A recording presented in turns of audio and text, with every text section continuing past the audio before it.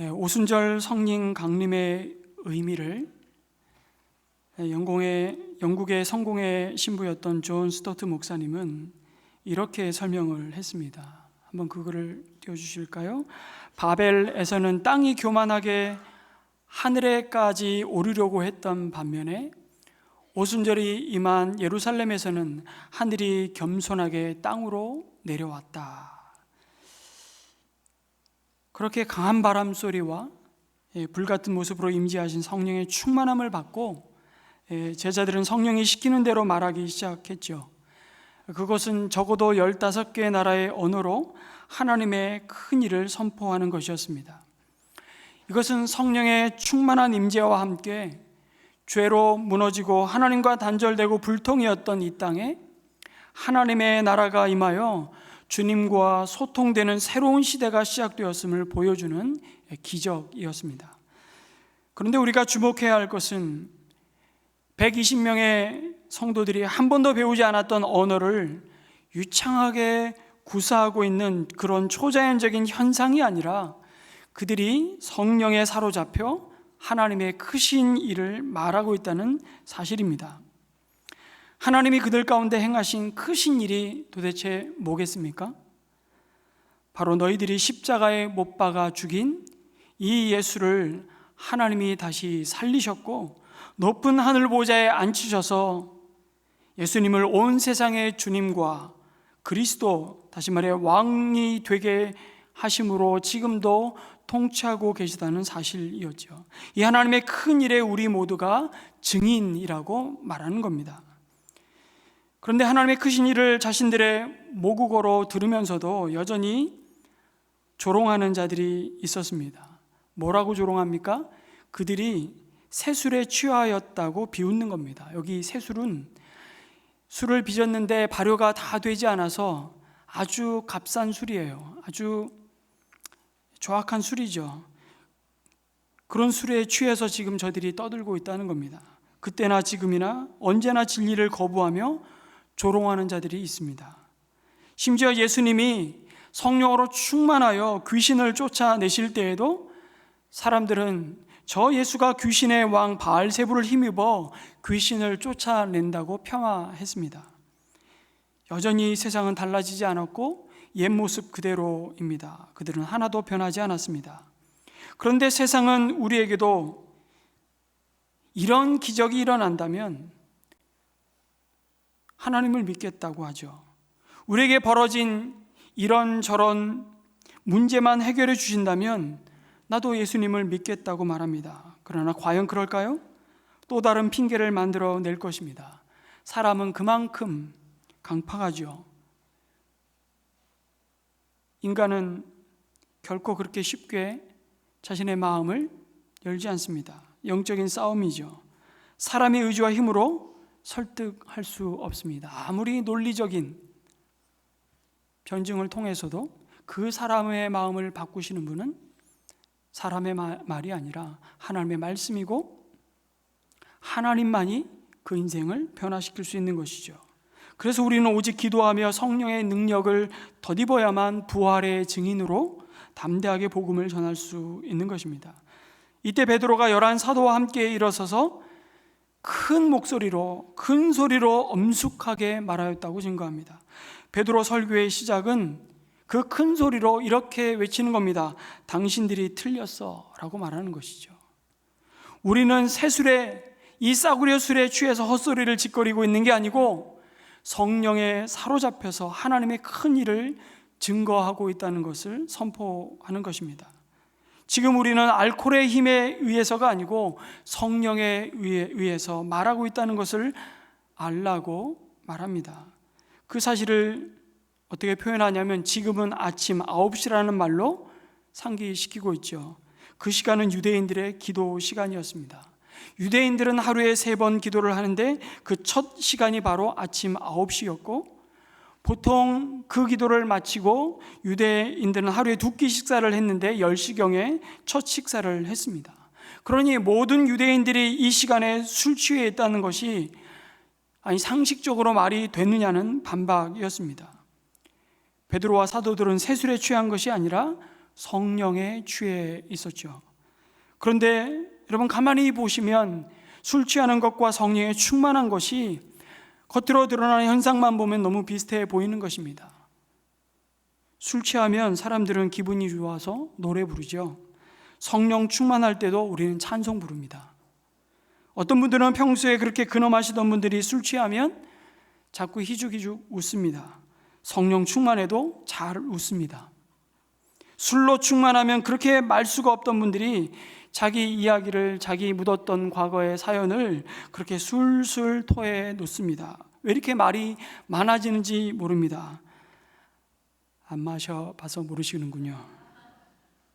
성령 충만해도 받은 은혜를 자꾸 얘기하고 싶어집니다. 담대하게 복음을 전하죠.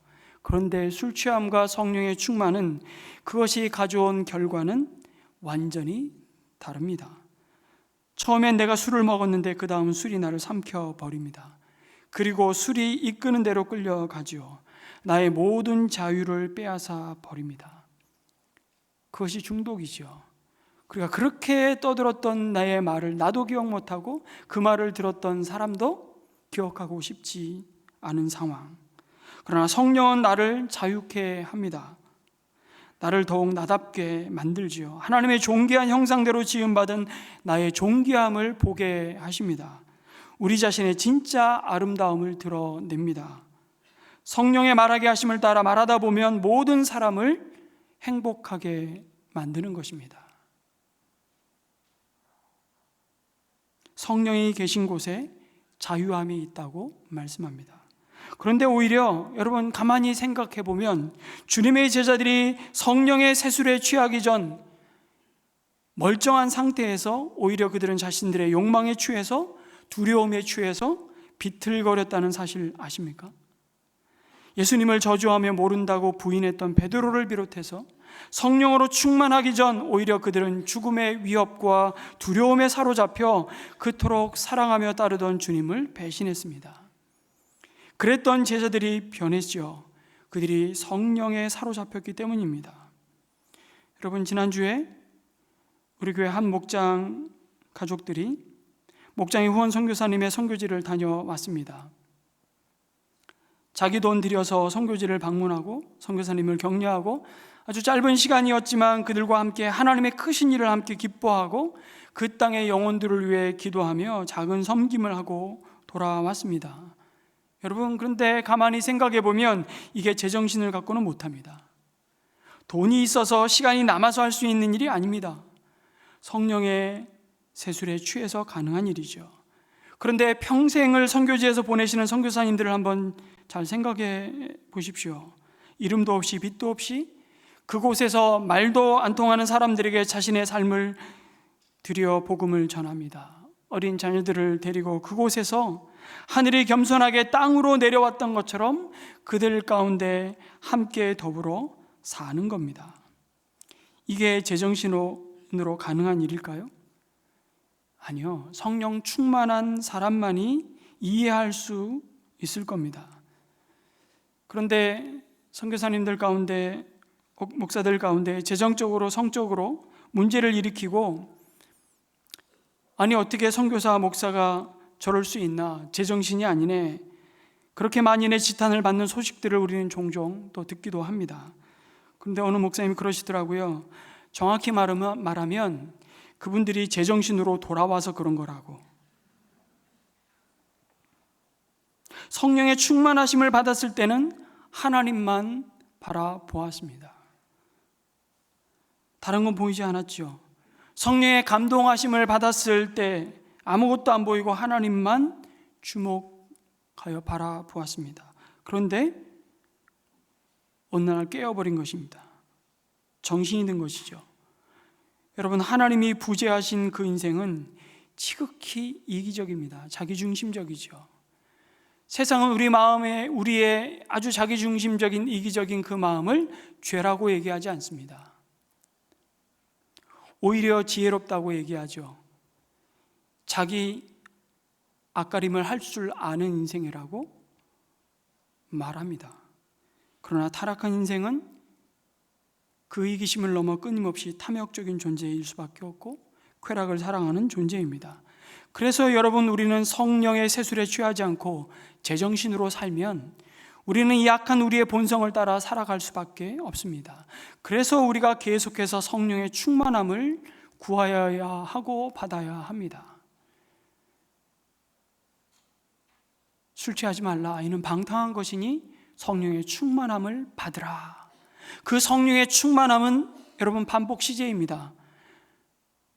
예수님이 나의 구원자요 나의 주이심을 거부하고 배척하고 무시하지 않고 받아들이면 성령이 우리 안에 들어오시는 사건, 그 놀라운 성령의 세례는 단회적인 사건이지만 우리 안에 들어오신 성령이 끊임없이 우리 삶을 이끌어 가신 그 충만함은 계속해서 우리가 사모하고 구해야 할 기도의 제목이고 우리의 소원인 것이죠. 그 거룩한 성령의 소원을 따라 살 때 비로소 우리는 하나님의 놀라운 큰 일을 보게 되고 증거하게 될 것입니다. 여러분이 제정신으로 돌아오는 순간 교회는 금방 시끄러워지고 불평하게 됩니다. 혹시 우리 교회 처음 오셨을 때 어떻게 이렇게 이런 교회가 있나, 어떻게 이렇게 하나님의 은혜가 넘치는 곳이 있나, 여러분 그때 성령의 충만하심을 받으셨던 거예요.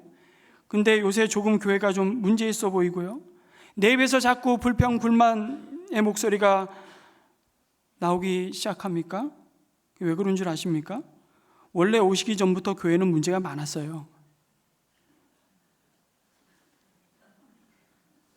근데 성령으로 충만했다가 지금 잠깐 제정신이 든 겁니다.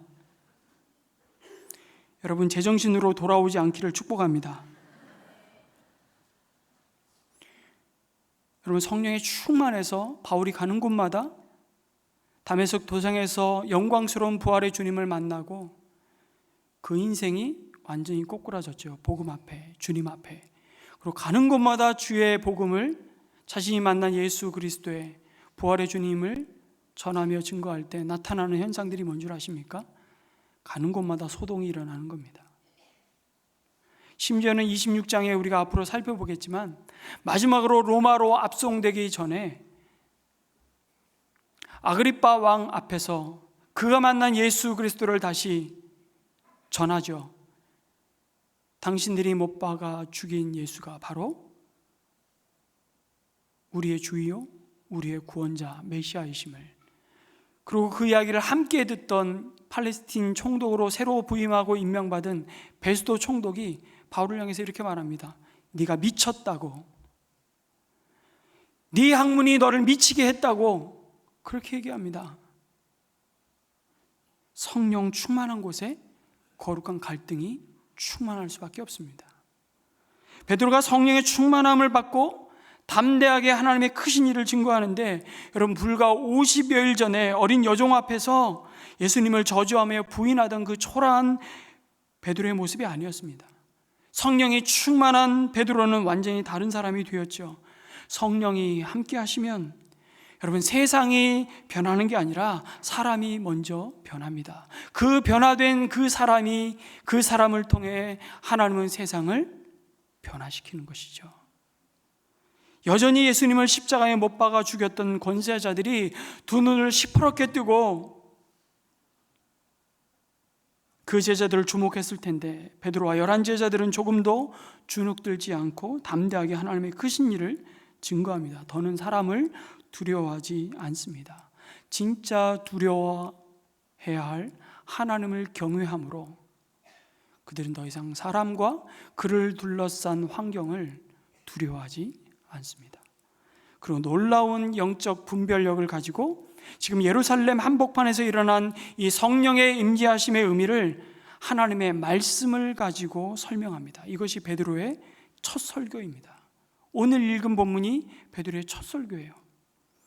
우리는 베드로의 변화된 모습에서 성령 충만은 곧 말씀 충만이라는 것을 확인하게 되죠. 성령이 충만하면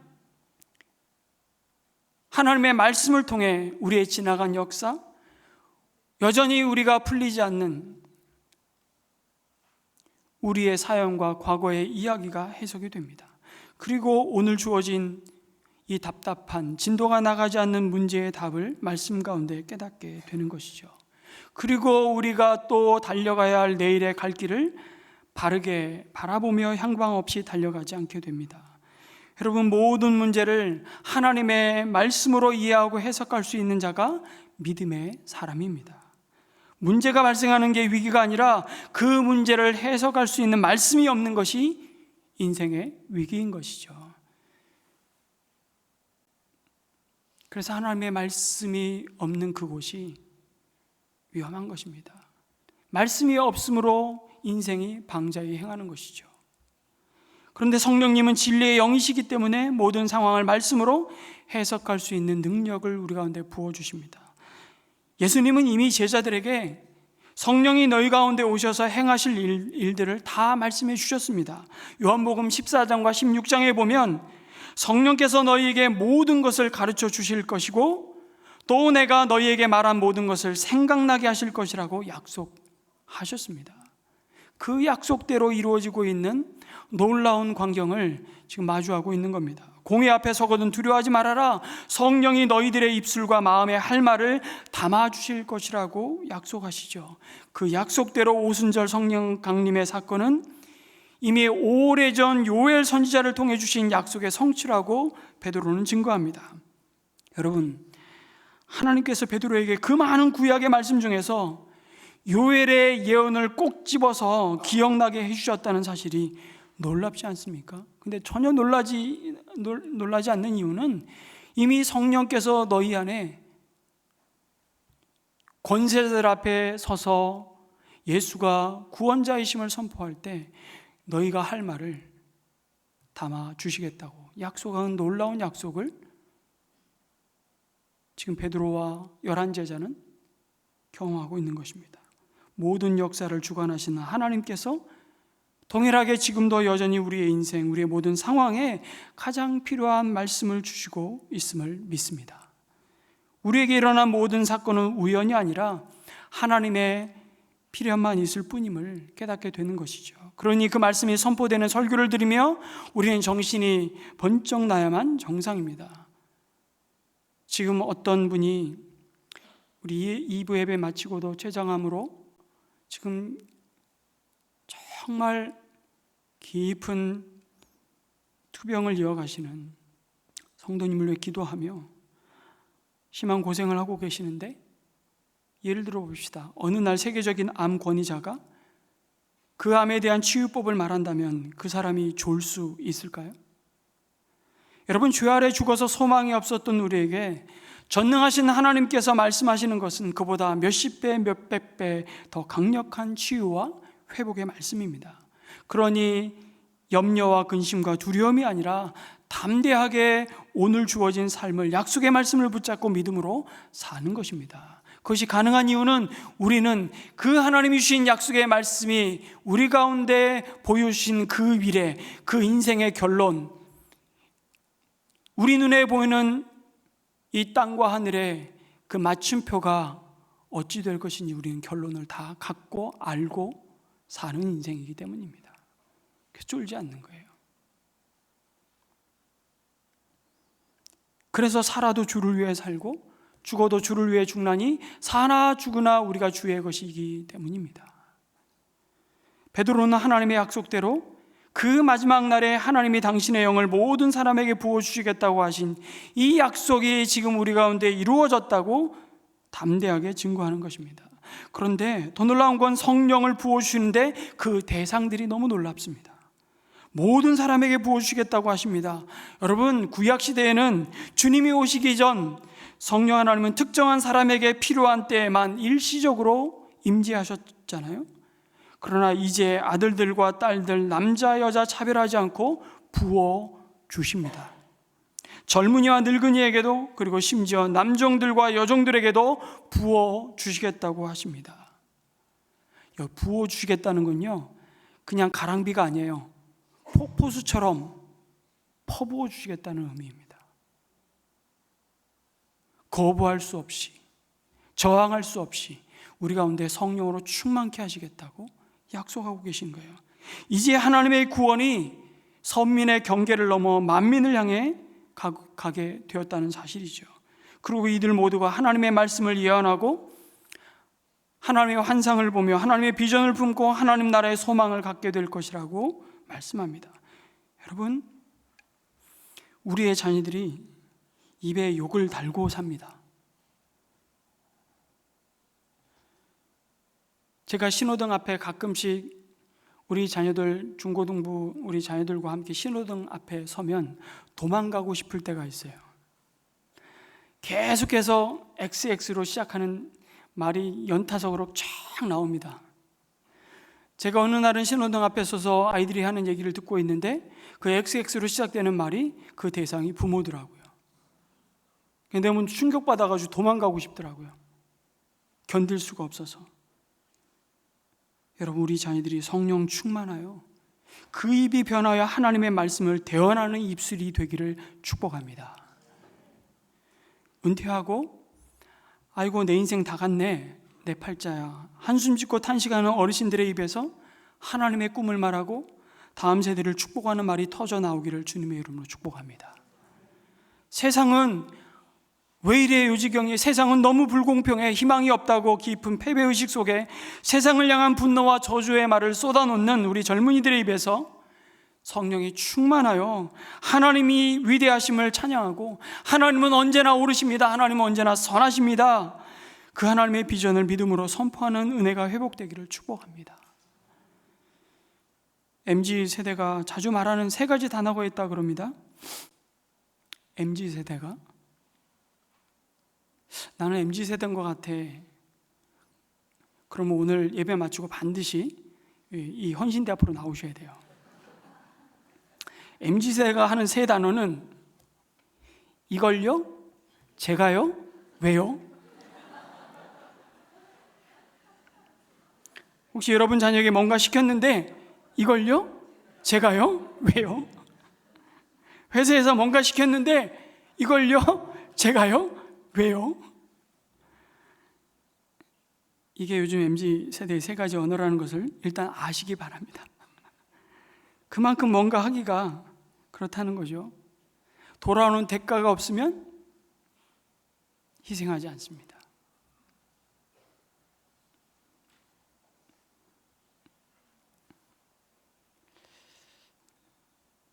연말이면 교회 직분자를 세우잖아요.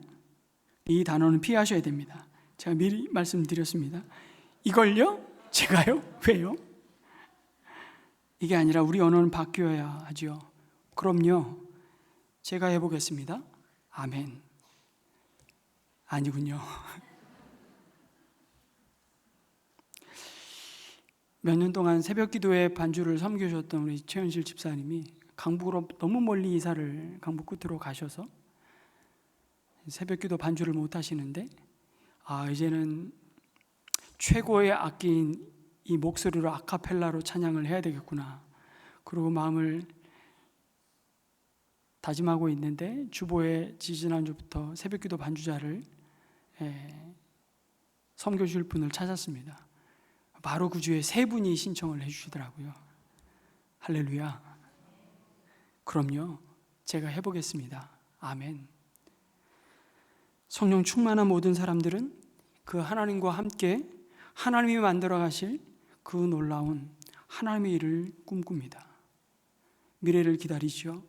그렇기 때문에 우리는 성령 충만을 사모하고 받아야 합니다. 그건 내 능력으로, 내 힘으로, 내 의지로 할 수 있는 일이 아니기 때문에 모든 주의 일이 그렇습니다. 여러분, 로마 시대에 남자 노예와 여자 노예가 예언을 하고 꿈을 꾼다고 말씀하십니다. 아니, 그들이 꿈을 꾼다고요? 옛날 노예들이 무슨 꿈을 꾸겠습니까? 무슨 희망을 노래하겠습니까? 사람이 아니라 물건인데 그냥 이렇게 살다가 죽는 거지, 뼈 빠지게 일만 하다가 인생 끝나는 거지. 그런데 그 인생 가운데 성령이 부어지자 꿈을 꾸기 시작합니다. 하나님 나라의 소망을 얘기합니다. 이들이 성령이 충만하여 꿈꾸는 그 미래, 그 나라는 결코 돈이나 권력이 만들어내는 나라가 아니었습니다. 나만, 우리 가족만, 우리 교회만, 우리 나라만 잘 되는 미래를 꿈꾸지 않았습니다. 쓰고 싶은 거 마음대로 쓰는 나라를 꿈꾸지 않았습니다. 여러분, 노예가 하나라도 더 움켜쥐기 위해 피 터지게 싸우고 소유하는 꿈을 꿔야 하는데, 그들이 서로의 필요를 민감하게 살피고 나누고 채우고 베풀어 주는 그 나라를 꿈꾸고 있다는 거예요. 서로를 섬기는 나라를 꿈꾸고 있는 겁니다. 이들이 바로 다음 주에 확인하게 될 초대교회 성도들의 모습이었습니다. 여러분, 이게 기적 아닙니까? 이게 기적이에요. 우리가 지금 큐티 본문을 누가복음을 묵상하고 있습니다. 사도행전을 기록했던 누가가 예수님의 행적을 기록한 복음의 행전, 그 누가복음을 묵상하면서 이 기적은 이미 베들레헴에서 사람의 몸을 입고 아기 예수로 오신 순간부터 시작되었구나 라는 것을 다시 확인하게 되었습니다. 여러분, 그토록 눈 빠지게 기다려온 구원의 약속이 성취되는 그 영광스러운 소식을 제일 첫 번째로 듣고 그 순간을 제일 첫 번째로 목격한 사람들, 그리고 제일 첫 번째로 그 왕께 경배한 사람 누구였습니까? 더 나아가 이 세상에 있는 사람 중에 제일 처음으로 예수가 우리에게 오신 구원자요 왕이십니다, 그분이 우리의 주이십니다, 그렇게 전도한 증인은 누구였습니까? 왕이 아니었습니다. 그 당시 율법을 많이 연구한 서기관들도 아니었습니다. 저 웅장한 성전에서 밤낮으로 제사 드리는 제사장들도 아니었습니다. 이름만 내면 다 아는 부자들도 아니었습니다. 인류 가운데 가장 먼저 이 구원의 큰 기쁜 소식을 전달받은 사람들은 베들레헴 들판에 양떼를 치고 있던 목자들이었다고 말씀합니다. 이들이 남종들과 여종들하고 무슨 차이가 있어요?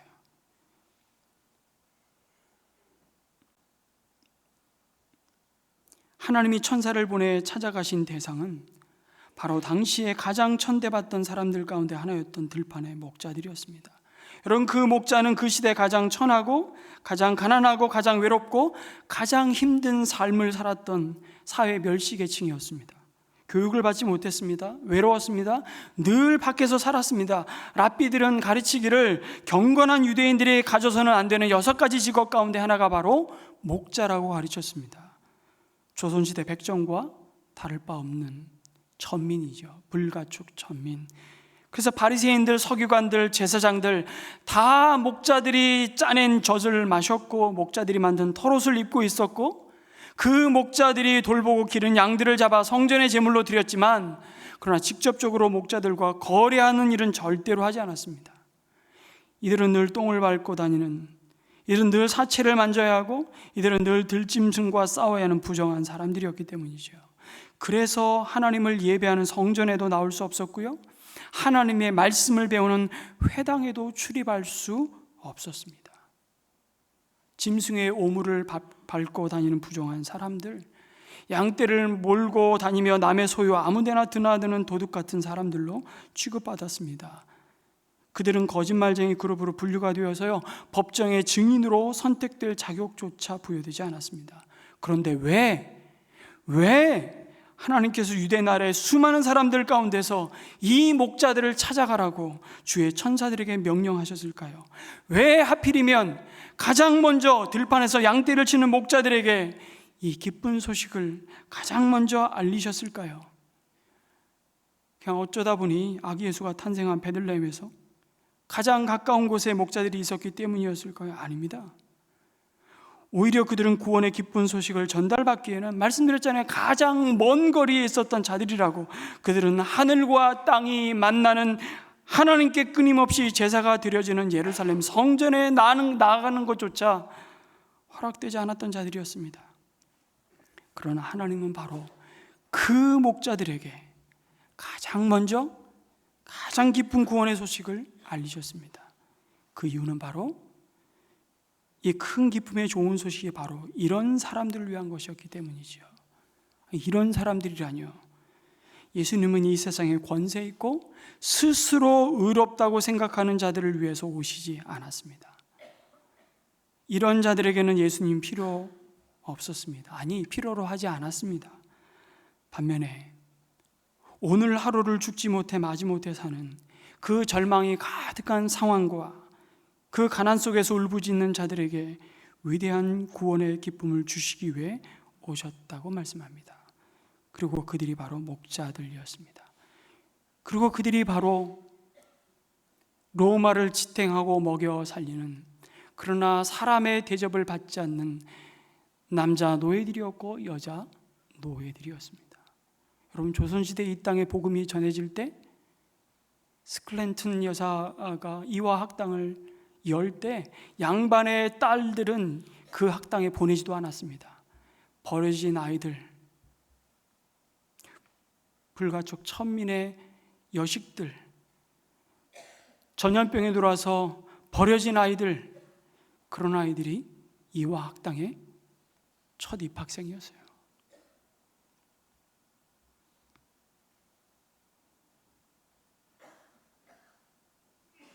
그리고 그들이 하나님의 비전을 보고 하나님의 꿈을 꾸는 세상이 도래했다고 말씀하십니다. 그러면서 질문하시는 거예요. 이제 너희들은 어떡할래? 이제 너희들은 어떡할래? 도전하는 것이죠. 왜냐하면 많은 무리들이 예수님을 무법자들의 손을 빌어서 예수님을 십자가에 못 박아 죽였기 때문입니다. 그들은 도저히 인정할 수 없었습니다. 나사렛 예수가, 나사렛, 무슨 선한 것이 날 수 있냐? 나사렛에서 그 나사렛 예수가 하나님의 아들이시며 하나님이 보내신 구원자 메시아 왕이심을 받아들일 수 없었습니다. 그래서 내가 곧 하나님이라고 말씀하시는 예수님을 신성모독죄로 돌로 쳐 죽일 수 있었는데 일부러 유대 종교 지도자들은 무법자들의 손을 빌어서 십자가 형틀에 매달아 죽였습니다. 왠 줄 아세요? 나무에 달린 자마다 저주받은 자라고 모두들 다 알고 있었기 때문에, 저 예수는 구원자가 아니고 우리에게 해방을 가져다 주는 가이사가 아니고 저 사람은 저주받은 자야. 그걸 온 백성이 보도록 하기 위해 십자가에 매달았던 것이죠. 스스로 자신들을 의롭다 생각하며 하나님의 선민이라고 자부하던 그들을 향해 주님은 말씀하십니다. 나는 의인을 부르러 온 것이 아니라 죄인을 부르러 오셨다고 도전하시기 때문에 눈의 가시 같은 예수를 죽이지 않고는 견딜 수가 없었습니다.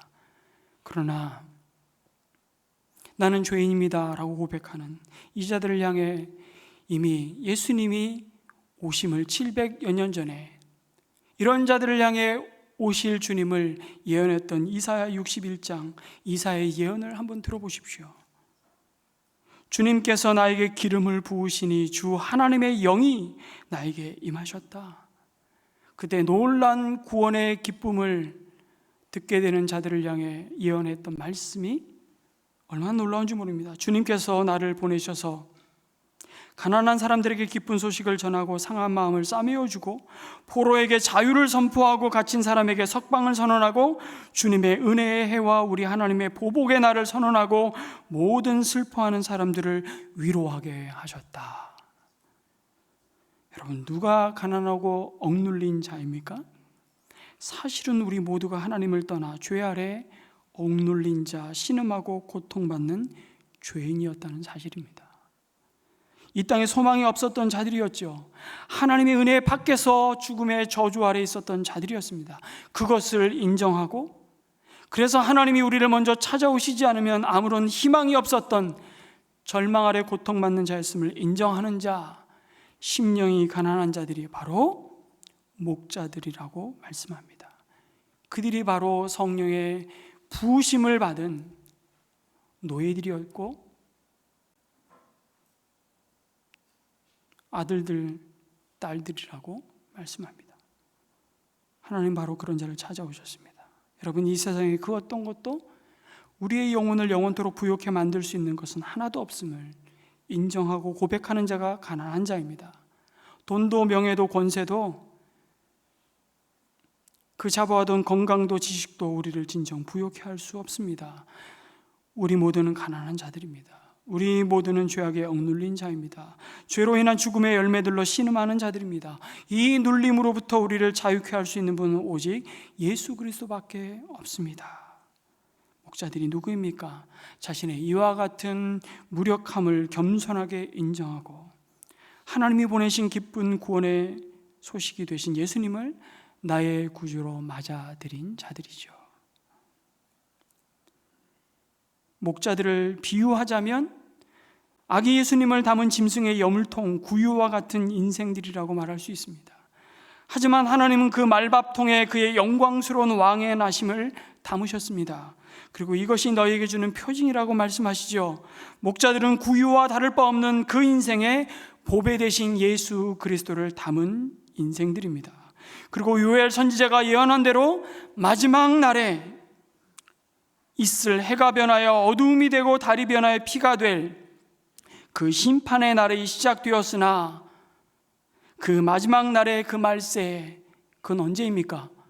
예수님이 구주로 이 땅에 오신 순간부터 다시 오실 그 날까지 우리는 말세의 시대를 살아가며 지금 이 시대에 심판을 기다리는 인생이 주님의 이름을 부르는 자는 구원을 얻을 것이라고 약속하십니다. 그 주님이 누구냐? 바로 너희들이 십자가에 못 박아 죽였으나 그를 다시 살리셔서 온 세상의 주와 그리스도가 되게 하신 예수님이라고 선포합니다. 베드로는 이 일에 여기 서 있는 우리가 증인들이라고 담대히 말하지요. 더 나아가 유대인들이 가장 사랑하고 칭송하는 다윗이 쓴 시편의 말씀을 통해 확인시켜 주는 겁니다. 시편 16편의 말씀은 아주 분명합니다. 다윗은 앞에 오실 메시아를 바라보며 지금 자신이 겪고 있는 모든 절망 중에도 소망을 잃지 않을 수 있는 이유는 육체로 오실 나의 주님께서 지옥에 버려지지 않고 그 육체가 썩지 않을 것을 성령의 감동하심을 따라 미리 보았기 때문입니다. 그러면서 이 예수를 십자가에 못 박은 너희들은 어떡할래? 도전하는 겁니다. 여러분, 우리 모두는 예수님을 무법자들의 손에 빌어서 십자가에 못 박아 죽였던 자들이었습니다. 누가요? 내가요. 베드로가 이렇게 말하는 겁니다. 지금 여기에 당신들은 구경꾼으로 와 있습니다. 갈릴리 촌사람들이 이 절기에 모여있는 각국 나라 말로 말하는 이 놀라운 이 기이한 현상이 어찌된 일일까 싶어 구경꾼으로 몰려와 있는데 당신들은 구경꾼이 아니라 가해자라는 사실을 확인시켜 주는 거죠. 내가 예수님을 십자가에 못 박은 살인자요? 피의자라는 사실입니다. 인정하고 싶지 않지만, 아니 절대로 동의할 수 없지만 당신이 바로 이 예수를 십자가에 못 박은 가해자요. 아니 사실은 당신이 무법자라고 말씀합니다. 여러분, 죄는 불법이고 그 불법은 무법입니다. 무법은 법이 없는 게 아니라 내가 곧 법인 사람이 무법자입니다. 내 삶에 내가 기준이 되어 살아가는 인생이 무법자입니다. 그 무법자가 곧 나였고 나는 예수 그리스도를 십자가에 못 박은 죄인입니다. 그것을 겸손하게 인정하고 주님 앞에 나오고 주의 이름을 부르는 자에게 오늘 구원이 임할 것이라 약속하셨습니다. 주님의 구원의 은혜가 필요한 자임을 고백하는 자에게 하나님은 그를 향해 선포하십니다. 너희가 못 박아 죽인 예수를 너희의 주와 그리스도가 되게 하셨다. 건축자들의 버린 돌을 하나님은 모퉁이 돌이 되게 하셨습니다. 이제 아무 쓸모없다고 버린 그 돌을 내 인생의 내 삶에 가장 귀중한 모퉁이 돌 삼고 새로운 삶, 생명의 삶을 살지 않겠냐고 초대하시는 것이죠. 이것이 우리의 구원을 위해 값없이 자신을 내어주신, 아니 가장 값비싼 대가를 지불하신 주님의 사랑, 십자가의 사랑, 부활의 복음임을 믿습니다. 성도 여러분, 그 복음을 담고 있는 우리의 삶이 성령 충만하여서 우리를 두신 모든 자리에서 예수님만 자랑하고 예수님만이 우리의 주이시며 구원자 되심을 담대히 드러내는 그 부활의 증인으로, 예수의 증인으로 또 한 주간을 살아가시길 주님의 이름으로 축복합니다. 아멘.